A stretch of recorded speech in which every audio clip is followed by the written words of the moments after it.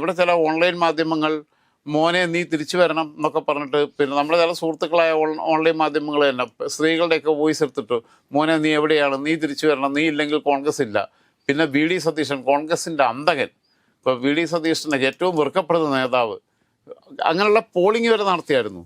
പിന്നെ ആളുകളുടെ അഭിപ്രായം ചോദിച്ചപ്പോൾ കേരളത്തിൽ കോൺഗ്രസ്സിൽ ഷാഫിയാണോ വി ഡി സതീശനാണോ നല്ലത്, വി ഡി സതീശന് ഒന്നിനും കൊള്ളത്തില്ല എന്നുള്ള കമൻറ്റ് പറയുന്ന ആൾക്കാർ. അപ്പോൾ ഇതെല്ലാം സെറ്റ് ചെയ്ത് വെച്ചിരുന്നതാണ്.